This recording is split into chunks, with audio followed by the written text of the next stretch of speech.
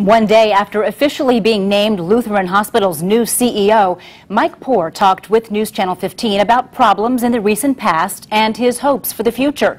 He says he's addressing concerns about morale and public perception. He's concentrating on quality patient care, and he's following through on a $500 million expansion plan. Court of public opinion, there has been quite a bit of negative press. How do you counter that with the public? How do you get patients to want to come to Lutheran Hospital? Well, it's what I've said over and over again. I'm not asking anyone to trust me. I'm asking them to let me earn their trust. And I do that through transparency, through communication, and working with the people and showing them that I do what I say I do.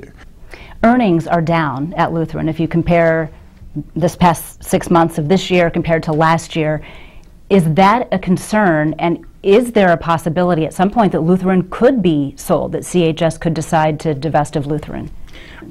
I think CHS has made it real clear that they're not selling Lutheran, and so that's not on the table. Hospitals all over the country are struggling.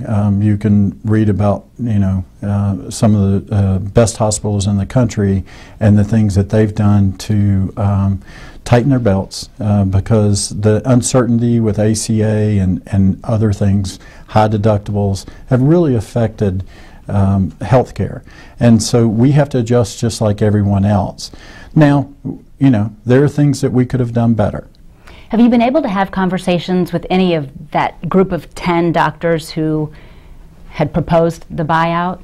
Yeah, I have had plenty of conversations with several of those physicians, and but all those conversations are focused on the here and now and the future. It's what can we do to make our quality better, to give better service. That's what it's been focused on, and I think that's a chapter that's behind us, and we're focusing on the future. So you feel confident that you have mended some of those fences? I do. I'm not going to say that everything is hunky-dory.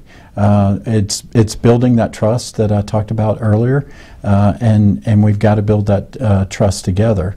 But we've had some very good conversations, and even some of the leadership physicians who've resigned their leadership have come to me afterwards and said, I really want to focus on my service line, whether it's oncology or neurology or pediatrics, and focus on what we're doing for the patients. And that's all I can ask from anybody.